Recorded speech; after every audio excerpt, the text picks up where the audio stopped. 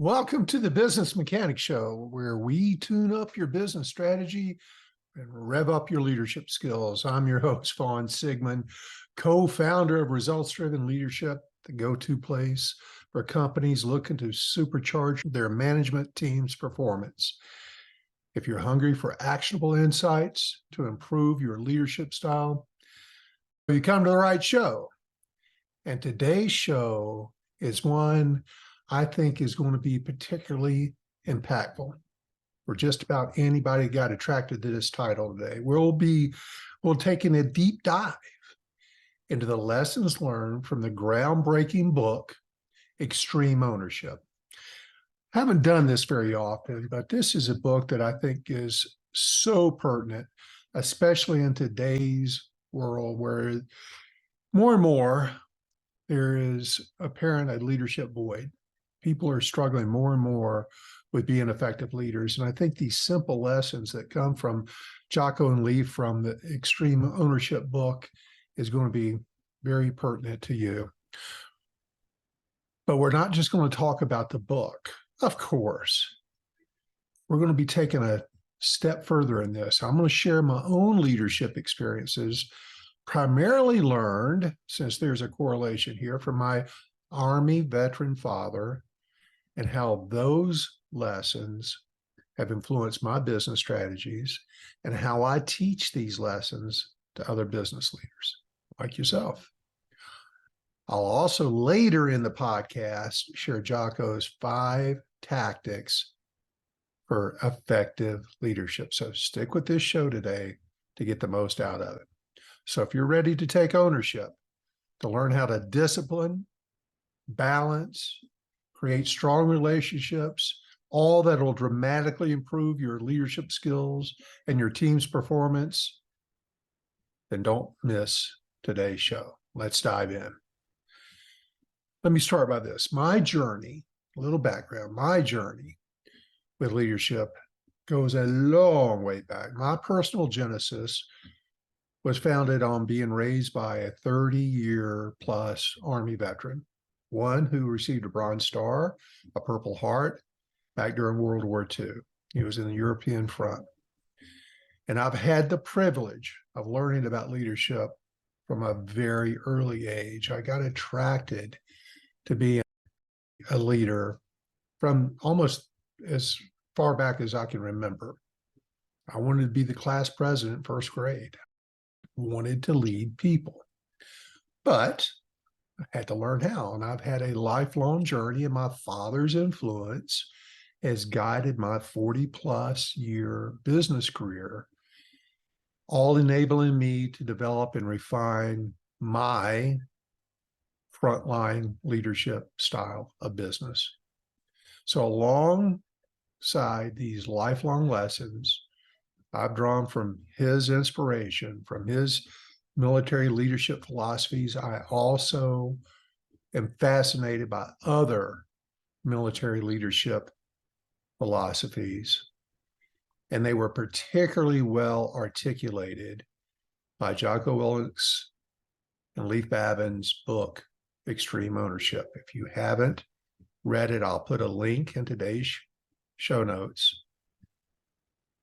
It's Extreme Ownership, how U.S. Navy SEALs lead and win. It's part of our military power we should be particularly proud of. The Navy SEALs, Delta Force, all the best of the best. So let's talk about leadership under extreme conditions. I want to start with this story. It's one of my favorite stories out of the book, and I've repeated it in many situations. It starts with Leif Babin's experience. Of course, being a Navy SEAL, he experienced the challenges of Hell Week twice. Once as a candidate, and then as an instructor observing new generations of Navy SEAL candidates. And if you're not familiar with Hell Week, it's a grueling 5.5-day event where Navy SEALs, basic underwater demolition, SEAL training, or BUDS, is designed to filter out those who aren't mentally or physically up to the task. I'm not going to go into detail on that, but they undergo a litany of physically exhausting activities, perhaps none more telling than the boat races, which I'm going to tell you a little bit more about a story from that. Candidates, they're grouped into boat crews and subjected to a series of races. And they paddle these heavy inflatable boats. They paddle these heavy inflatable boats over considerable distances. And the instructors had the teams engage in a constant stream of these boat races, requiring the teams to carry their boats atop of their head to shore, from shore to the ocean, back from the ocean to the shore, paddle these boats to a specific marker, dump themselves out of the boat, get back into the boat, and carry through a path to the impact back on land. The SEAL candidates are grouped, so you get a little better picture of this, by height into these boat crews to carry this boat properly. They're 7-man crews, and they're assigned these World War II relic inflatable boats that they weigh more than 200 pounds. And within these groups, the most senior ranking sailor becomes the boat crew leader. And they're responsible for receiving, transmitting, and overseeing the execution of the lead instructor back on shore's orders. So during one of these exercises, this is where the story comes from, there becomes this clear pattern that begins to emerge as these races proceeded. And Babbitt writes this in his book. Boat crew number 2, after several races, was almost guaranteed to come in first place every race. And the boat crew number 4 was almost guaranteed to come in last place. And Babin and the most experienced instructor there in attendance that day back on shore, who Babin calls his senior chief, kept their eyes on the leader of boat crew 4. What's happening there? It's an inexperienced officer who kept losing his cool every race. And of course, that kind of behavior, contrary to what some may believe, that kind of behavior is completely unacceptable for a SEAL. Babin and the senior chief decided to run a little experiment, try a little leadership experiment. So at the end of a race, before they started the next race, they announced they're going to switch leaders. Boat crew 2, the winners, were going to switch to boat crew 4. The 4 was going to be switching to 2. But after they switched these 2 crew leaders up over the next hour of races, guess what? Boat crew 2, who has the now losing leader on board, never took first place again. They did well, but they did not come in first place, like they had numerous times before. And boat crew 4, all of a sudden, remember, they were the losers. Every single race, they were guaranteed to come in last. All of a sudden, with this new leader, boat crew 4 won nearly every race. We believe that it's the team members that are going to drive the performance. And I've seen it happen. I can tell you dozens and dozens of stories where I've experienced the same phenomenon. Many people believe it's the team, it's the individuals within the story that make all the difference, and it's not. You might doubt this, but I'm telling you, the proof is not only in this story, but it's in my own experience. I could take a challenged, underperforming store that had every problem in the world, change one person, the manager, and all of a sudden that store performed like it's never performed before. We had dozens and dozens of examples of that. Leadership makes all the difference, just like it did in this example from Leif's book. So let's take this military experience and bridge this battlefield to the boardroom. The co-writer, Jocko Willink, who happened to be Babin's former commander, Jocko often speaks about how leadership traits honed in the military translates to civilian life. That's his business today. So widely known public speaker. He's got a great podcast, great YouTube channel. It's where I was first introduced to him years ago. He's a fascinating guy. And his message is clear. We solve problems through leadership, through interacting, through this leadership interacting with other human beings. And he also teaches what I promised earlier are the 5 tactics for effective leadership. He boils down all the complexities of effective leadership into 5 primary tactics. If you've listened to a lot of these podcasts, you've read my blogs, you've watched the videos, you've heard me say this before, a lot of the things I've talked about are in this book. First tactic of effective leadership is listen. I cannot stress how simple sounding that is, but how hard it is for so many leaders to perform listening. It's more than a passive activity. It's an underrated skill that significantly impacts the outcome of any mission, whether it's in combat or a corporate environment. In a modern, decentralized workplace, it's absolutely crucial for everyone to have a say. In today's world, everybody has to have a say. Command and control and one-way leadership is a dinosaur. And you have to adopt the new way of leading teams. And a big part of that is your ability to listen.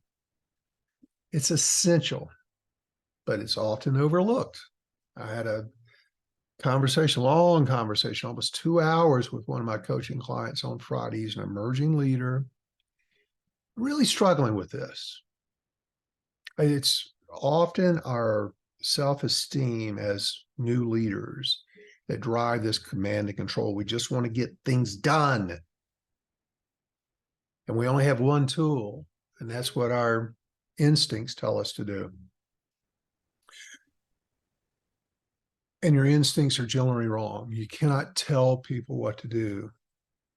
You have to give them instructions. You have to give them the task and direction, but you can't tell them to do it. You have to inspire them to do it. And your ability to listen goes a long way to motivating and inspiring them.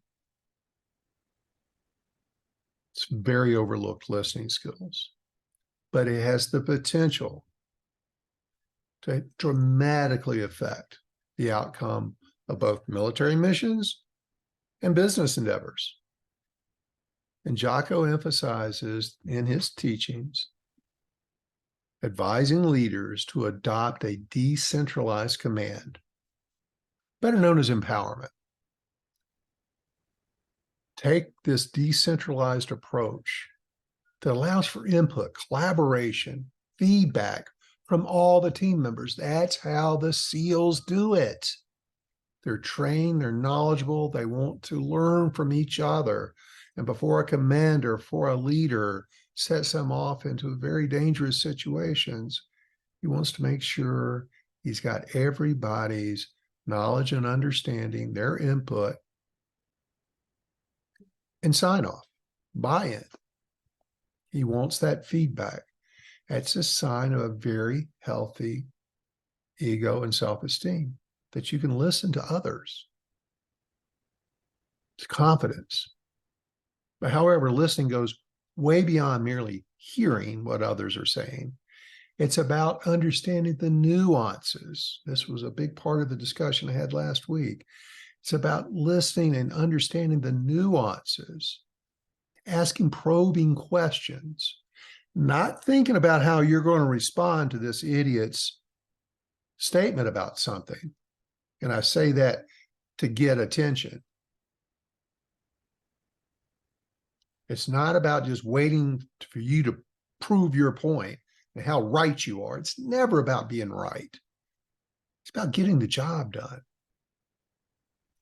And you have to ask probing questions. You have to listen and genuinely consider others' viewpoints. That's a decentralized command or collaboration, where this hierarchical chain of command is flattened out. That's what works effectively in today's world, is a flat command chain. And team members can both physically be dispersed, but mostly you're gaining their intellectual knowledge, their experience, because they must be aligned with your mission, with your task, your goal. And you have to seek that input. If you're not doing that, you are limiting the impact of the productivity your team can have.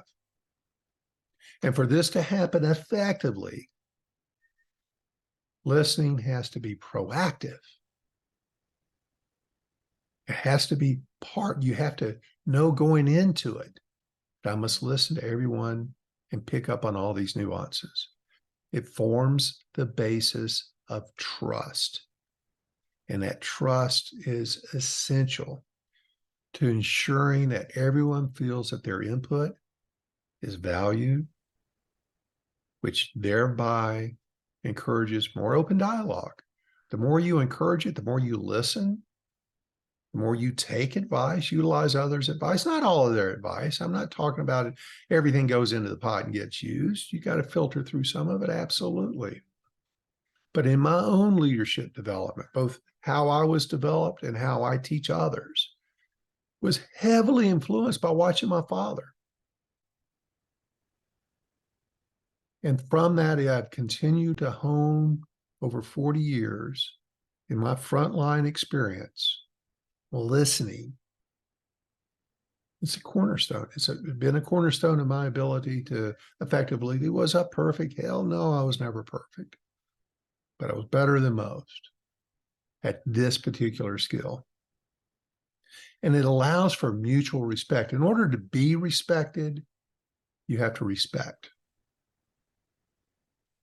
and understand that respect turns groups, your team members, into a cohesive, effective team. There's a lot in there. But step one, listen. Number two, build strong relationships. I'm not saying being friends. I'm saying professional relationships. They are the bedrock of effective leadership. If we have good relationships, trusting relationships, open relationships, mutually respectful, and we trust each other, we listen to each other, and we can influence each other in making decisions based on this shared common knowledge. I call it the collective pool of knowledge. Others call it something similar, sometimes different, but it's if I'm collecting this pool of knowledge, everything comes out better, including people's willingness to perform at a high level.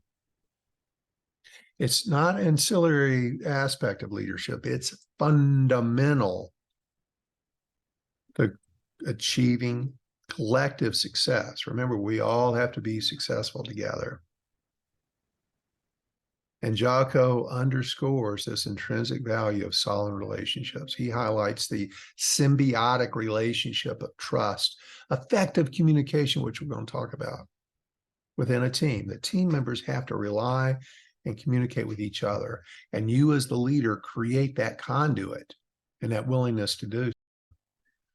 And when you have good relationships, they don't have to love each other. They have to respect each other.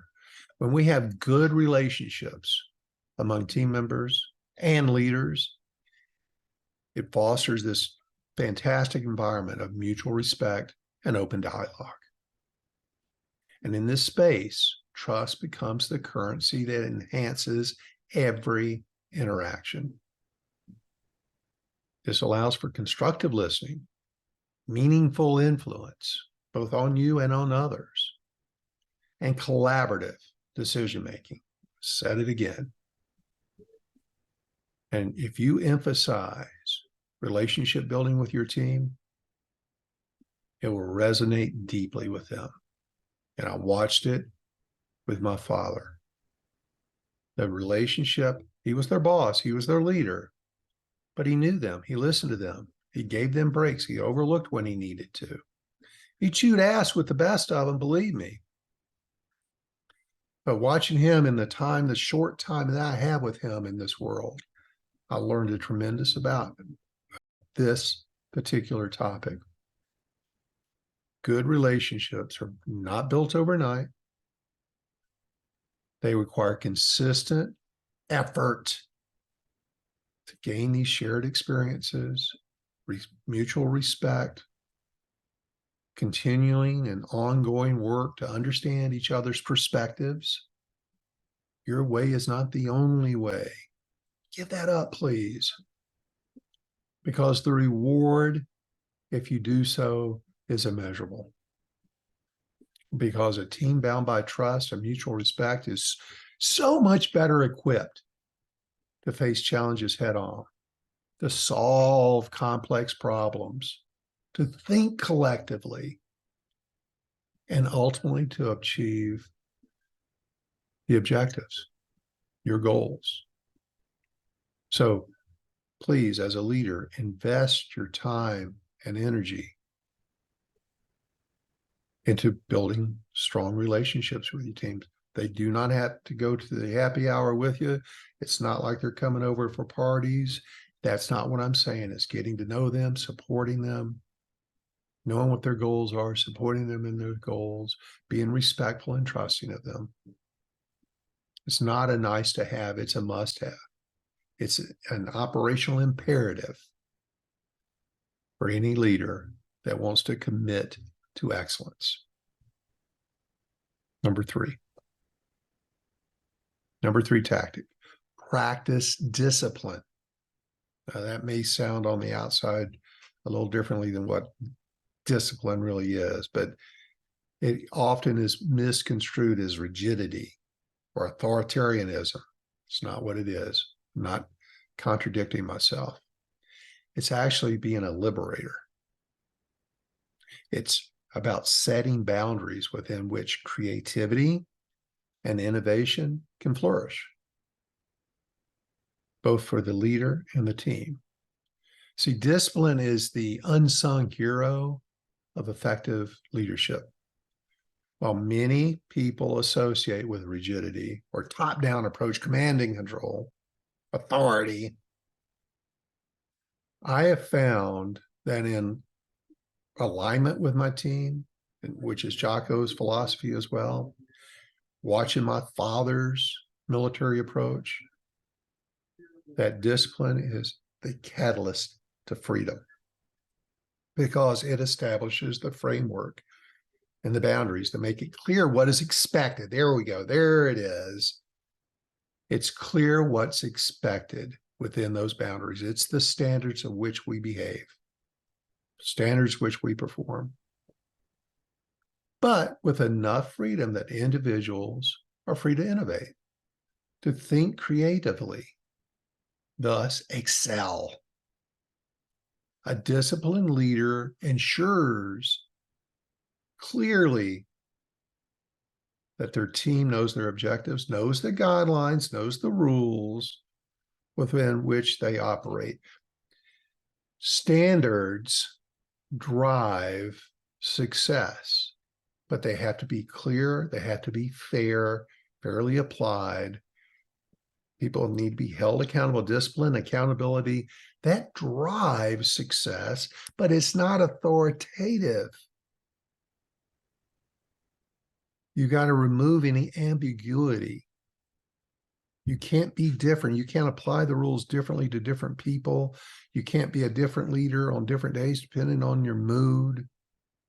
Because when they know what the boss is going to expect, what the boss is going to do, unbelievably increases efficiency.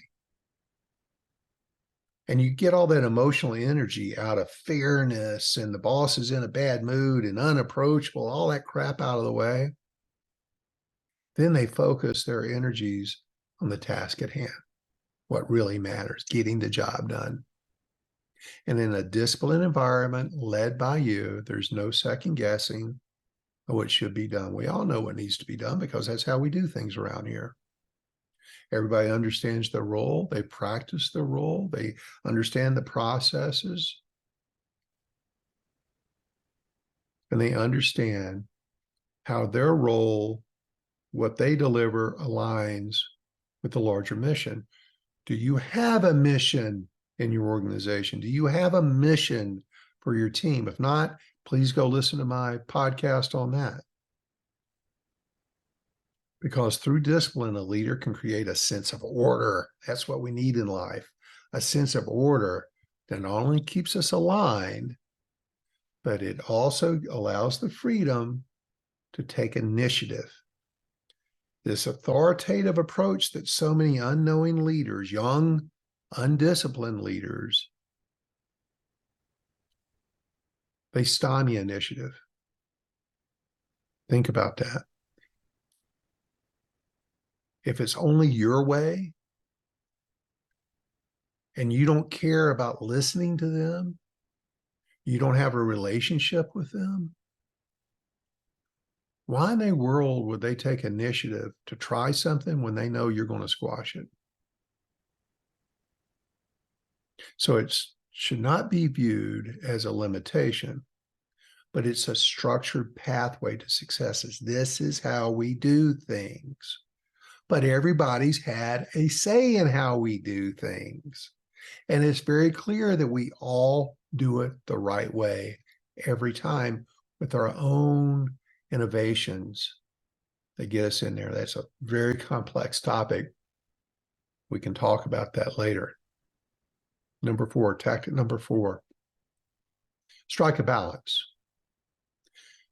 Balance, particularly emotional balance, is critical. I alluded to that previously. They must know, your people must know what boss is going to show up every day. If they're walking on eggshells, if they're concerned, ever have a concern that if I say this, they're going to lose their crap, or I'm going to make them mad, that is horrible leadership. But if you're open, you've got a good relationship, you listen to people, and you don't act like a fool if something rubs you the wrong way, that's the balance. That's when people really come to you with great ideas and deliver extreme performance for you. Extremes on either end of the emotional spectrum, bad things. It jeopardizes your effectiveness and it ruins team dynamics.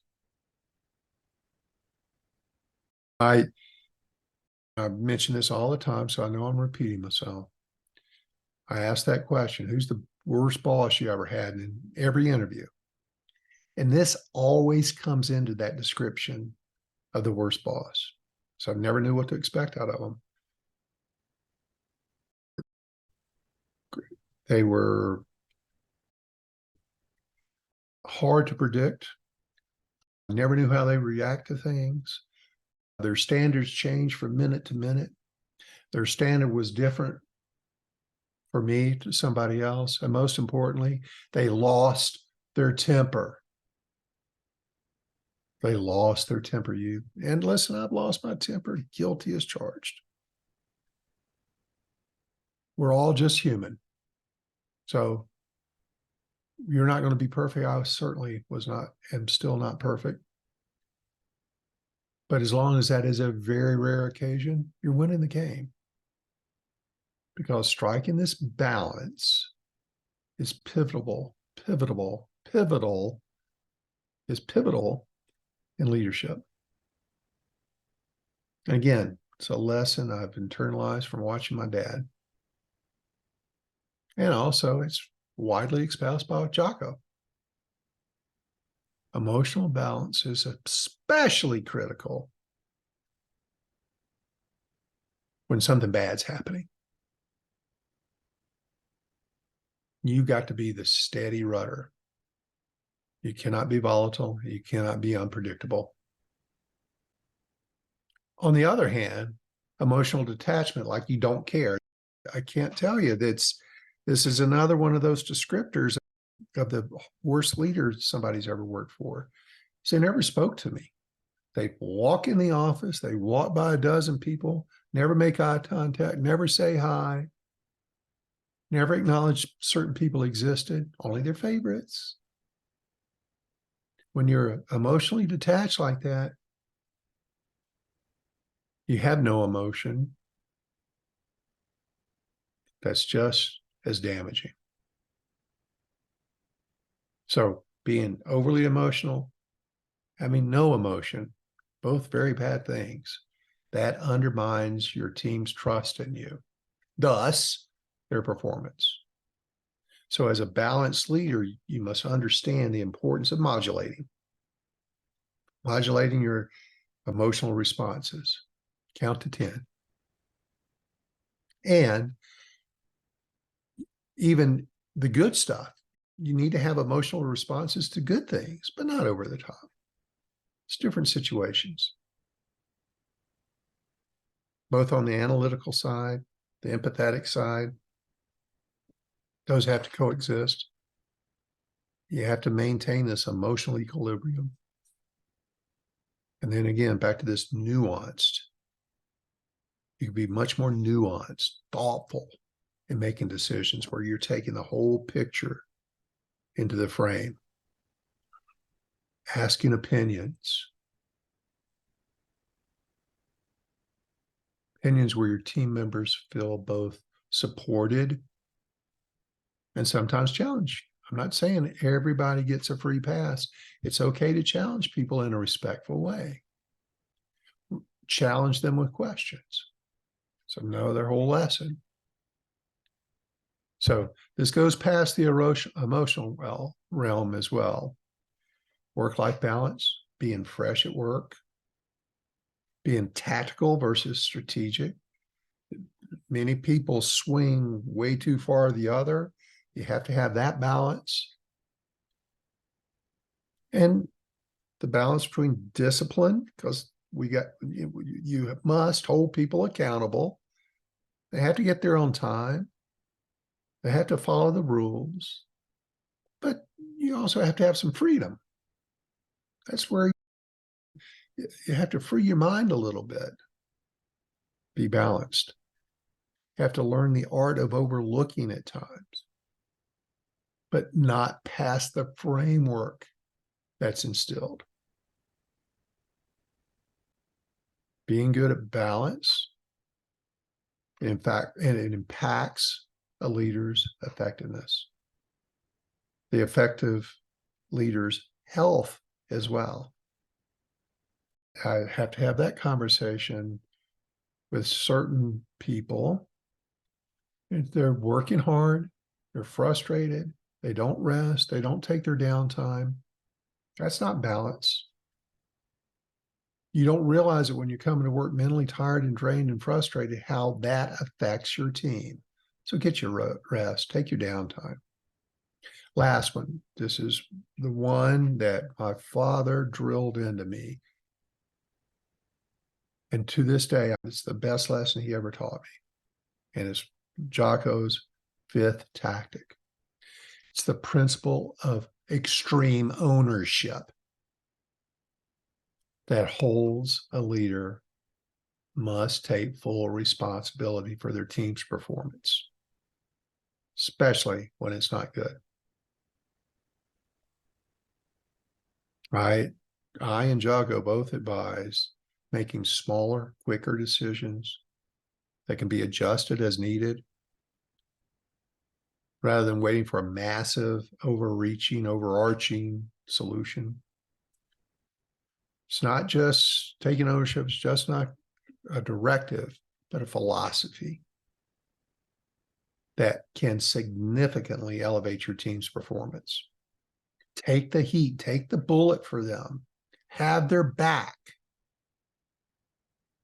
But also, and I mentioned this last week too in this conversation with this emerging leader is another one of the things that came early into my life were the 16 reasons why employees don't do what they're supposed to do. And 14 out of them, when they're not doing it, is your fault. You cannot blame it on your team unless you can go through the inventory of those 14 items and check off that you did each one of those perfectly. It's always your fault when it's not working, people. And it's always their fault when it does. But you must be completely accountable. And rather than deflecting blame, looking for somebody to lay it off on, or even waiting for the perfect solution, again, make these small, quick decisions. Let's just start here, work on this one bite of the elephant at a time. And this approach will speed up the decision-making process, create ownership on their part as well as yours. And when you own the outcome, it sets an example for everybody else. It's a great environment that you create when you do that. It's an awesome, high performance culture.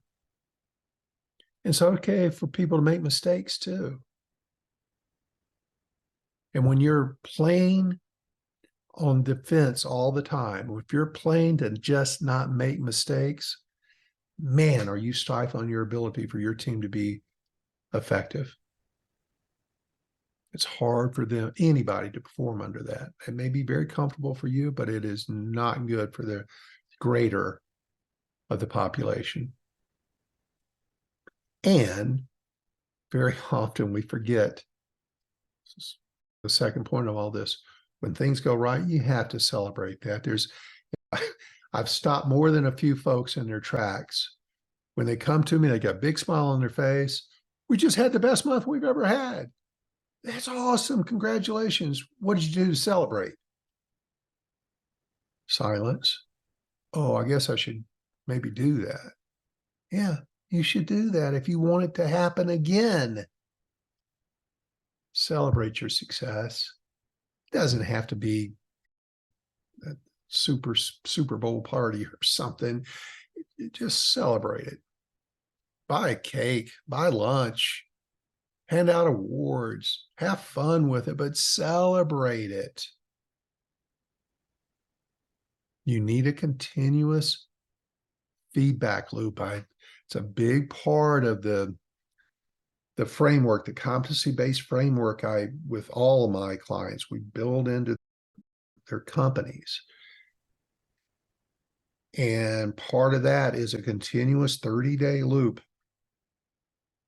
It's a sales team, it's a weekly loop. But in most of the rest of the organization, it's a monthly loop of feedback performance, good and bad. We don't hide the bad. We celebrate the good. As I've said many times, people want to hear how they can get better. Tell them. Don't withhold that information from them, but do it in a respectful way. Most importantly, do it with asking questions. Another whole lesson. So let me start wrapping this up. Extreme ownership in everyday leadership. So Jocko and Leif's philosophy, I think, resounds profoundly with my own experience. It's one of the reasons why I love the book so much and how I teach leadership. And one of the most fundamental principles I learned from my dad, and have incorporated it for years, is owning my responsibilities. No excuses. God, if I heard that once, I heard it 1,000 times. Don't make excuses. And don't be a follower. Be a leader. All of this falls into my motto, which you've all heard before if you listened to me before. No matter what business, we're in the people business. That fits into all of this. I don't care what level of MBA or PhD or education you have. I don't care how much experience you have. Your knowledge is certainly valuable, That will not make you successful. Make you knowledgeable, but it will not make you successful as a leader. You must understand the people side of the business. You must embrace that. You must understand it's your people who are going to make you successful, not you. Your leadership, but you alone cannot create success. Your team must support and join you in that success. And the better you are to understanding the people side, the soft skill side, certainly these 5 tactics to effective leadership, the more you can embrace those, practice those, the more effective you're going to be as a leader, no matter what business you're in. The people business. Drill that into yourselves. Live by that motto of mine. And I firmly believe that empowering people, valuing their contributions, and most importantly, taking extreme ownership of everything that happens under your watch. It's just not about being in charge. It's not just about being the boss. It's about the impact you as an effective leader can have to change the course of your team's performance, just like the boat exercise. Losing boat, better leader becomes a winning boat. So, from the perspective of delegation and development, there's that delegation word again I bring up often. You must always be keeping in mind when you give people opportunity to lead that you're just not giving them just not solving an immediate problem. You're nurturing them. You're nurturing the next generation of leader. You need to build new leaders within your organization. It's one of the biggest contributions you can make to not only your organization, but to yourself. So, in conclusion, the principle of the book, Extreme Ownership, is as simple as it is profound. The success or failure of any mission, whether it's in an unforgiving battlefield or in the dynamics of today's business world, it rests solely on the shoulders of the leader. And to gain maximum performance, you can finish that sentence. You must improve your leadership ability. And you all can. But you need to find the resource that resonates with you. You must learn it. You must apply it. You must practice it repeatedly, over and over, until you get it right. It's the 10,000 rule syndrome. You keep doing it, you're going to get really good at it, but you have to be patient. It takes time. It's not going to work the first day. It's not going to work on the 10th day, but you're going to be better on the 10th day than you were on the first day. So the key takeaways from here include the importance of listening, building strong relationships, practicing discipline, striking a balance, and most crucially, taking ownership of outcomes. These aren't just lessons for Navy SEALs or Army veterans. They're universal teachings that every one of us can apply to becoming better leaders and consequently better human beings. Thanks for joining me today, as always. And if I've inspired you to look for more guidance for your leadership journey, please visit our website, RDL Training, Romeo Delta Lima Training.com. We have all the tools and resources you need to advance your team, or what I call the transformational triangle of change. You can start for only $47 a month. Thousands have. I'd love to have you join me as well. There's a link in the show notes for you to take a look and sign up. There's no commitment. You can quit at any time, but leaders don't quit, y'all. So if you get some inspiration out of today's podcast, please share, subscribe, comment on the podcast, depending on what platform you're listening on. This helps our algorithm to be seen by more folks like yourself, and you really be helping us out. Thank you so much. Thanks as always. And we'll talk to you all again next week.